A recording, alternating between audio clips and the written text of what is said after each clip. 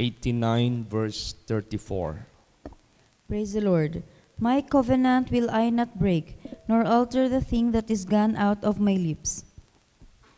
Yan. Napaka dakila at tapat ang Diyos.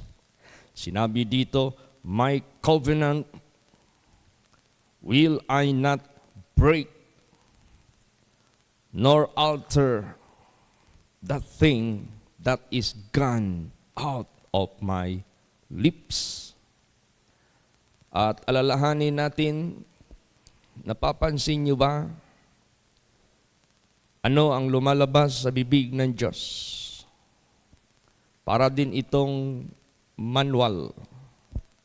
Merong check, merong X, merong good, meron ding evil. Ibig sabihin yan, God create good, God create evil. Not meaning to say God is evil. Ang ibig sabihin yan, kung ano yung mga pangako ng Diyos na mabuti, gagawin niya yan. Pag ikaw ay sumunod. Kung hindi tayo susunod, mababago ang kabutihan, mapupunta sa kasamaan. Kaya nga sinabi diyan, if you obey me, I will bless you. Gagawin niya ng Diyos, 100%. But if you will not obey me, I will curse you. See, makikita natin, the same mouth, the mouth of God, but there are two things lumalabas sa bibig niya. So, ang hanapin natin yung mabuti, yung pangako ng Diyos na mabuti. Tapos, mag-ingat tayo sa covenant ng Diyos. Kasi itong covenant ng Diyos, hindi niya ito ginawa para lang sa sarili niya na nag-iisa. Hindi naman niya kailangan ng kabutihan eh. Diyos na nga siya. Hindi na niya nangangailangan ng kayamanan. Siya na ang may-ari sa lahat. Hindi na niya kailangan ng tulong pa mula kanino pa man. Kasi may kakayahan siya sa lahat. Kaya kaya niyang proteksyonan kahit ang kanyang kaharian. That's why His kingdom is unshakable kingdom. Unmovable kingdom. Cannot be conquered. Hindi, walang sino mang manaig.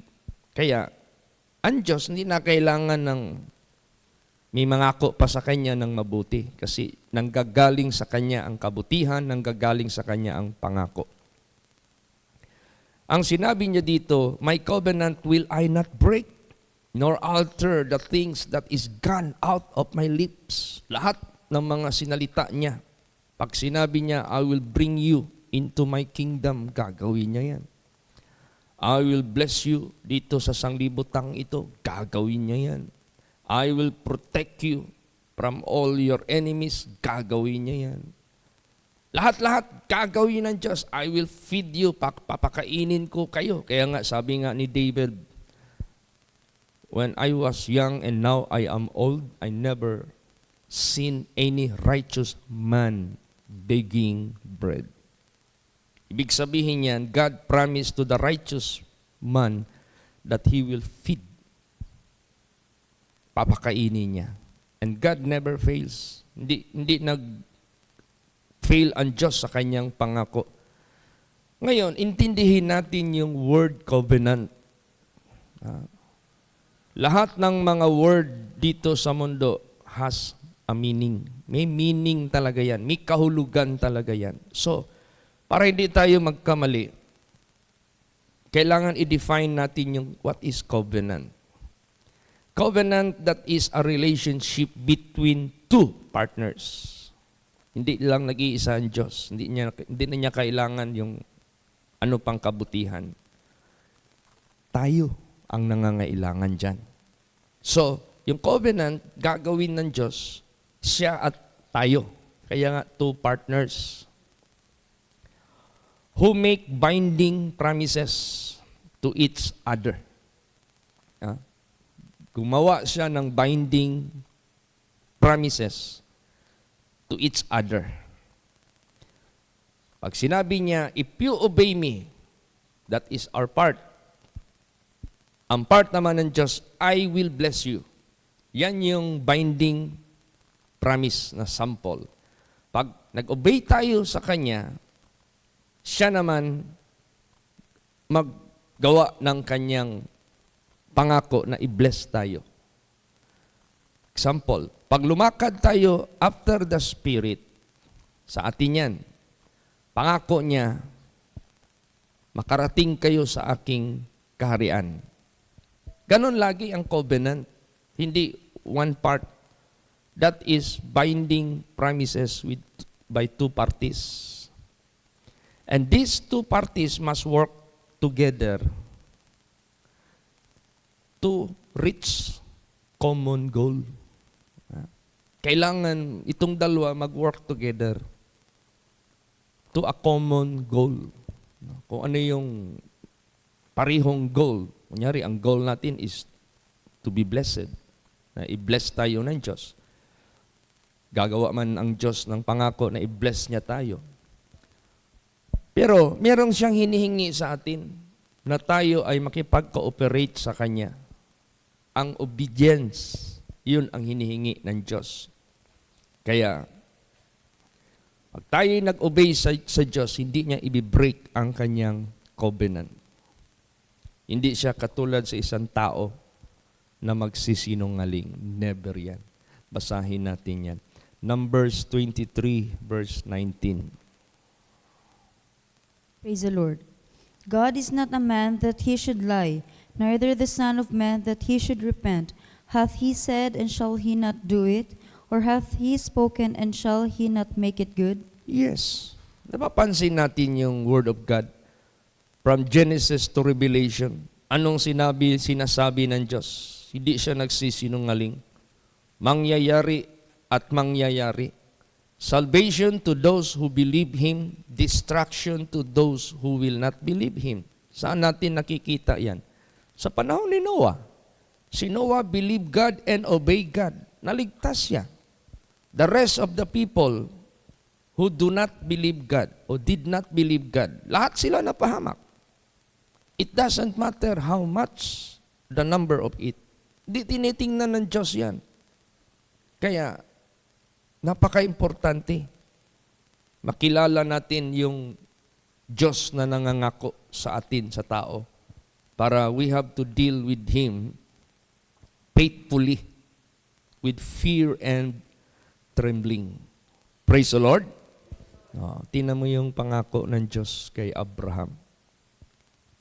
Hanggang dumating kay Jacob. Kahit anong unbelief ng mga people of Israel na yan. Pero meron pa rin at meron pa rin na natili sa kanilang faithful. Hindi inaalis ng Diyos yung kanyang pangako sa kanila. Matapos man maligtas ang Gentiles, kung sinong maniwala sa Diyos at maliligtas, babalikan at babalikan ng Diyos yung people of Israel. Kasi covenant niya yan eh. Hindi niya pwedeng i-break ang kanyang covenant. Praise the Lord. Basahin natin. Malakay 3 verse 6. Praise the Lord. For I am the Lord, I change not. Therefore ye sons of Jacob are not consumed. Yes. Hindi yan mauubos. Lahat. Meron at meron maliligtas. Meron, kung sabihin natin, remnant, kumbaga pa. Meron talaga. Dahil sa kanyang covenant sa kanya, kay Jacob, na nangyari sa buhay ni Jacob. Kaya, therefore, sa buhay natin, anumang gifts, anumang calling ng Diyos sa buhay natin, hindi yan mabibigo. Basa. Romans 11:29.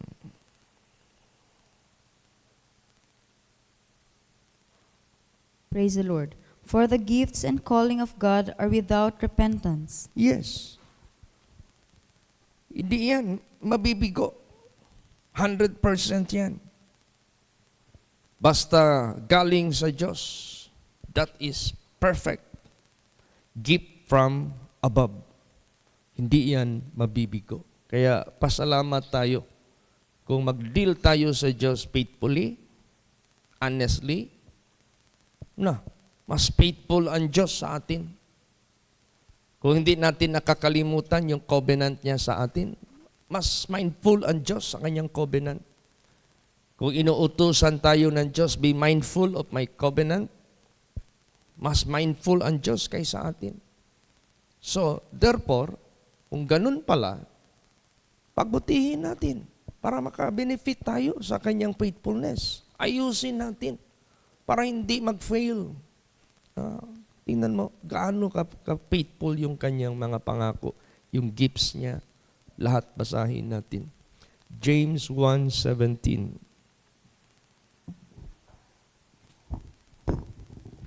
Praise the Lord. Every good gift and every perfect gift is from above, and cometh down from the Father of lights, with whom is no variableness, neither shadow of turning. Yes. Every good gift and every perfect gift is from above, and cometh down from the Father of lights, with whom there is no variableness, neither shadow of turning. So pag naniniwala ka sa Diyos at sumusunod ka sa Diyos, you are secured. Pag naniwala ka sa Diyos at sumusunod ka sa kanyang covenant sa buhay mo, you are so blessed. Kaya pagbutihin natin, huwag natin itong sayangin. Kasi pag hindi natin ito inayos, pag hindi natin ito ginawa ng mabuti, we failed to comply the agreement, hindi rin gagawin ng Diyos ang kanyang ipinangako. This is only for those who obey. Kasi yun ang sinabi niya, if you obey me, I will bless you. This is only for those who walk after the Spirit. Wala ka ng condemnation. But if you walk after the flesh, hindi mangyari sa inyo o sa atin ang kanyang covenant na wala na tayong condemnation. Meron tayong condemnation pag mag-walk tayo after the flesh. Kaya nga yung verse na yan, sa ibang Bible, pinutol yan nila. Yung Romans chapter 8 verse 1. May mga version ng Bible ngayon, binawasan nila yan. In which that is the most important part, that there is no more condemnation to them who are in Christ Jesus. Kama, hindi period. Who walk not after the flesh, but after the Spirit. Kasi ang promises or covenant ng Diyos, this is binding of two parties. Praise the Lord. Two parties must have the so-called agreement and must have the cooperation with a common, to reach the common goal para maangkin natin yung pangako ng Diyos. Tingnan mo yung mga nangyari dito sa Bible na may mga pangako ang Diyos sa kanila tapos hindi sila sumunod. Ginawa ba ng Diyos ang kanyang pangako? Hindi. Wala. Hindi sinunod ng Diyos. Hindi nyo sinunod yung inutos ko sa inyo. Hindi ko rin susundin yung pangako ko sa inyo. Tapos ito pa namang pag hindi natin pagsunod sa Diyos, wala ba yung oras yan? Wala ba yung araw yan o gabi? Kahit anong oras, anong araw, anong gabi, gabi man o araw man, pag i-break mo yan, i-break din ng Diyos yung kanyang pangako. Sigurado yan. Kaya mag-ingat tayo how to define word covenant para hindi tayo mapalaw. Yung sinabi ni Jesus Christ, many at that day will say, Lord, Lord, I serve you. And they assume that they are able to enter into my kingdom. But I will tell you on that day, I will never let you in to my kingdom. You workers of iniquity. Meaning to say, pag workers of iniquity, you failed to comply the binding agreement with God. Praise the Lord. Kaya nagbigay ang Diyos ng warning. Ano yun? Basa. Jeremiah 33 verse 20. Praise the Lord. Thus saith the Lord, if ye can break my covenant of the day, and my covenant of the night, and that there should not be day and night in their season. Yes. Pag sinira ninyo ang aking covenant of the day and my covenant of the night, that there should not be day and night in their season. Ibig sabihin yan, anytime, any day, any night, i-break mo yan. Mag-take effect din yung tinatawag sa Bible, breach of promise. Hindi yan gagawin ng Diyos yung pangako niya sa sino man. Kaya, let us be very careful in dealing with the covenant of God. It is so clear ang kanyang mga instructions. Huwag natin niyang kalimutan. Kahit yung mga insecticide na yan na ginagamit dyan sa pangpatay ng mga insects, ginagamit ng mga farmers, pag hindi ka careful dyan na maggamit, hindi mo sundin yung instruction, baka una ka pang mamatay sa gusto mong patayin ng mga pest, kumbaga. Sundin mo yan. O ganun din ang covenant ng Diyos sa buhay natin. Praise the Lord. We must follow carefully the binding agreement.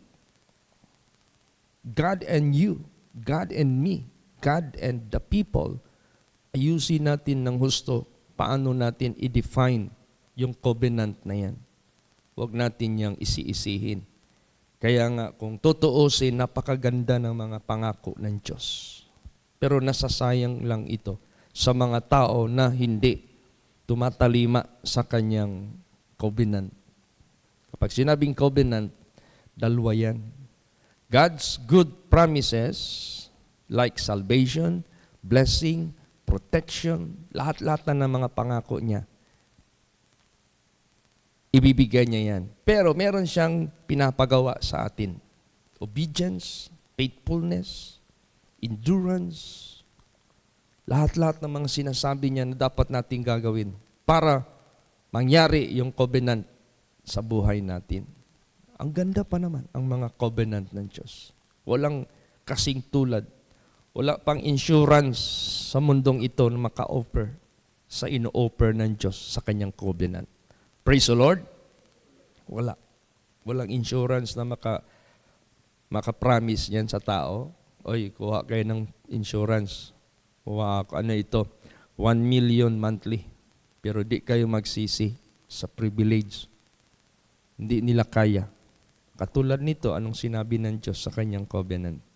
Basahin natin. Hosea 13:14. Praise the Lord. I will ransom them from the power of the grave.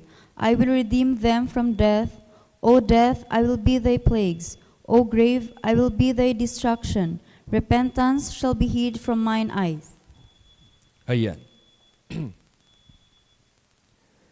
Walang insurance sa mundong ito na pinakamalaking company na ganito ang privilege. Kahit magbibigay ka pa ng 1 million monthly, hindi nila magawa ito. Pero ang Diyos na may kakayahan at may kapangyarihan gumawa ng kanyang pangako. Katulad nito, I will ransom them from the power of the grave. What grave is that? Ano ba ang grave na napaka-terrible at napaka-horrible? Yung hell. Yan ang libingan ng mga, yung tinatawag nilang Hades. Doon itatapon ang mga patay na kaluluwa na hindi sumunod sa Diyos. I-redeem ka niya, iraransam ka from the power of the grave. I will redeem them from death. Anong klaseng death ito? Hindi ito physical. God doesn't bother our physical death because that is just like sleeping in His presence. Bothered ang Diyos sa atin if we are going to die to that second death because He knows you will no longer awake. Anong ibig sabihin? Hindi ka na magising.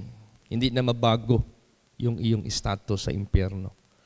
Hindi kay pagdating ng panahon, para kang nagising na naginip ka lang, wala na yung apoy. Hindi. That is forever. Doon bothered ang Diyos. Pero nangako siya. I-redeem tayo niya. Iraransam niya tayo from that direction. O death, I will be thy plagues. O grave, I will be thy destruction. Repentance shall be hid from mine eyes. Praise the Lord. Siya yung nag-ako sa kamatayan na yan. Ginawa niya yan doon sa cross sa Kalbaryo. Siya na yun. He bought the so-called our supposed death that we are going to die. Binili niya, binayaran niya yan. Siya na yung plague na yan, siya na ang nag-ako. Yung grave na yan, siya na ang nag-ako. Kaya, binayaran niya. Ngayon, ang ating cooperation, believe Him and obey Him. Mangyayari yan sa buhay mo. Pero kung hindi natin gawin, we disregard His covenant. We are not mindful of His covenant. Ay, hindi yan mangyayari sa buhay natin. It will never happen. Even though you hope for it, even though you expect for it, kaya nga may sinasabi, expectation versus reality. Daming mga tao, malaki masyadong expectation. But pagdating naman sa actual, that is the reality, hindi pala ganon. So, gusto ng ating Panginoong Diyos. Hindi lang ang Diyos ang mindful dapat sa Kanyang covenant. Tayo rin dapat. Praise the Lord. Basahin natin. 1 Chronicles 16 verse 15. Praise the Lord. Be ye mindful always of His covenant, the word which He commanded to 1,000 generations. Yes. Sa ating part yan, ha? Be ye mindful always. Lagi. Huwag kalimutan. Lagi. Be ye mindful always of His covenant. Ano yung covenant niya? Yung pinapagawa niya sa atin. Ano pa yung covenant niya? Yung gagawin niya sa atin. Dalawa kasi yan eh. Yung pinapagawa niya sa atin, be mindful of that. Gawin natin. Yung mga pangako niya sa atin na kabutihan, maging mindful din tayo to claim and to believe. Kasi 100% mangyayari yan. Hindi siya sinungaling. So dapat maging mindful tayo sa kanyang covenant, which He commanded to 1,000 generations. The effectivity of His covenant will take effect to all generations. Praise the Lord. Including our present generation, including the future generation that represents our children and children of our children, and hanggang saan pa makakarating ang mundong ito sa kanyang pag-exist. Kaya, therefore, sa buhay natin, be mindful of God's covenant. At ang Diyos naman, 100% mindful siya sa kanyang covenant. Last verse, Psalms 111 verse 5. Praise the Lord. He hath given meat unto them that fear Him. He will ever be mindful of His covenant. Yan. Bibigyan niya ng pagkain ang mga mitakot sa Kanya.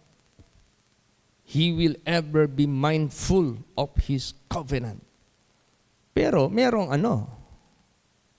merong naka-indicate sa Kanya gagawin yung Kanyang pangako na pakainin niya sila. Yung mitakot sa Diyos. Sino yung mitakot sa Diyos? The fear of the Lord is clean, enduring forever. Hindi ka madudungisan. Pag mitakot ka sa Diyos, doon niya i-establish ang kanyang pangako. Pakakainin ka niya. Hindi ka magugutom sa iyong stomach. Hindi ka magugutom sa iyong pangangailangan. Hindi ka magugutom. Mawawalan ba ng tulong galing sa langit? Kaya, ganun. So, covenant, remember, it is not a single party. It is two parties. Binding promises. Praise the Lord. And each other must work together to reach a common goal. Hindi pwede na ang Diyos lang ang kikilos. On our part, hindi tayo kikilos. No. Hindi yan ang covenant na ibig sabihin. Kaya magsikap ang lahat. Huwag nating isi-isihin ang kanyang mga instructions, admonitions sa ating buhay, lalo't na sa kanyang covenant. Napakasarap ng covenant ng Diyos. Napaka-faithful ng covenant ng Diyos. Pero atin niyang gantihan ng hinihingi ng Diyos sa atin. Ano mang hinihingi niya sa atin ayon sa kanyang sinasabi. Be obedient. Be holy. Be perfect. Be faithful unto death. Unto the end. Lahat yan. Huwag nating kalimutan yan. Then He will fulfill His promise 100%. Walang pag-alinlangan. Habang nandito pa tayo sa mundo, materially, lalot na sa kabilang buhay. So, if you do not experience the faithfulness of God dito pa lang sa mundo, how could you experience? Doon sa higher level. So, by the experimentation of the school of faith, kailangan maging successful yung pag angkin mo ng mga pangako ng Diyos. Ano yung experiment? Pag sinabing experiment, you put into actual. You put into practice as what the Bible says. Pag ginawa mo yan properly, correctly, mag-take effect yung pangako ng Diyos sa iyo positively. Successful ka. Praise the Lord. Pero sa daming instruction ng Diyos, hindi mo sinusunod. Tapos ang one side lang ang tinitingnan mo, ang Diyos lang. Lord, di ba may pangako ka? Lord, di ba ito yung sinabi mo? Puro ka lang, Lord, Lord. Ang Diyos mindful sa kanyang pangako, pero ikaw, hindi ka mindful. Puro dinidisregard mo yung instruction ng Diyos. Hindi mo kinocomply, hindi mo sinusunod. Pagkatapos niyan, you expect. Tapos nung hindi nangyari, nagmurmur ka. Yung hindi nangyari, nag-complain ka. Yung hindi nangyari, you blame others. Ano ba yan? Kahit sino pang i-blame mo, you will never succeed. Praise the Lord. Kahit pa anong sabihin mo against God, kahit anong sabihin mo pa against your fellow, you will never succeed. Dapat ang covenant ng Diyos, intindihin natin. That is agreement of two parties. And each party must work together to reach the common goal. Hindi ka pwede, ang Diyos lang ang ipa-fulfill mo sa kanyang pangako.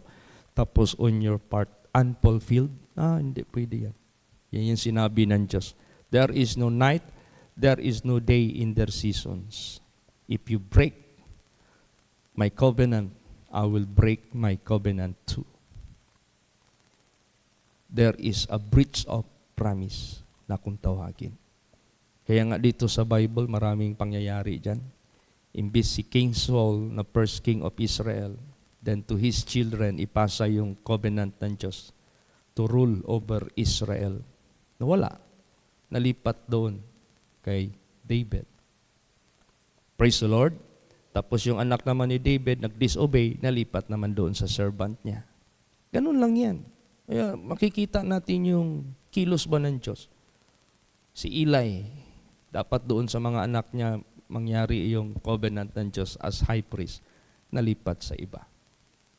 Because of their disobedience. Kaya, mag-ingat. Huwag mong basta isi-isihin ang covenant ng Diyos. Yes, the covenant of God has no shadow of turning. But this is only exclusive for those who keep the covenant of God. Praise the Lord. But if you break the covenant of God that He asks you to do, God will break also His covenant.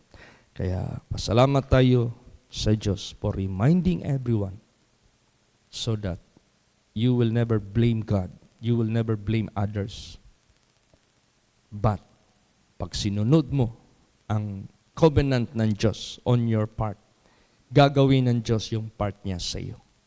Then you will be thanking God. No? Magpapasalamat ka sa Diyos. You will be praising God. You will be glorifying God. You will be testifying the goodness and the faithfulness of God, because the experimentation of the school of faith did prosper. Kasi sumunod ka sa instruction ng Diyos. Praise the Lord! Oh, sumunod ka sa instruction ng Diyos. Tulad niya, may experiment kami noon. Alright, children, ito yung gawin ninyo ha. Kumuha kayo ng cup ng malaking bote. Siyempre, pag malaking bote, malaki na yung bunganga. Lagyan niyo yung tissue. Tapos yung tissue, lagyan niyo ng tubig. Huwag niyo lang ipaapaw. Tapos yung liso ng munggo, ipatong niyo doon sa tissue. Day 1, pagsilip mo, uy, bumuka na yung seed. Day 2, uy, meron ng sumibol na konting parang dahon na fresh. Day 3, uy, humaba yung stem ng dahon. Day 4, humaba ng humaba. Hanggang naging tawgi. So, maggagawa ka ngayon ng reporting. Pagpasa mo doon sa teacher, pag sinunod mo yung instruction, successful yung experiment mo, tatanggap ka ng magandang grade. Bakit? Because you follow, sinunod mo ang instruction. Ganon din itong buhay natin. It is like a school of faith. May instruction ang Diyos sa atin na yan ang magiging result if we follow accordingly what He asks us to do. Praise the Lord. Pero hindi natin yan sinunod. Nagkuha ka nga ng cup, nilagyan mo nga ng tissue, hindi mo naman nilagyan ng tubig. Pinatong mo yung seed doon, kahit ilang araw pa yan, hindi yan buka, hindi yan magtubo. Because you miss someone or something, the instruction. Yung tubig nalimutan mo, hindi mo nilagyan. Kasi you are doing your own way. Kaya yun ang mahirap. Kaya tayong lahat, let us be mindful of God's covenant, kung ano yung pinapagawa sa atin. Then, much more, God is mindful also to His covenant to us. Mangyayari yan. Maging successful yung ating buhay sa Kanya. Praise the Lord! Magsitayo po ang lahat.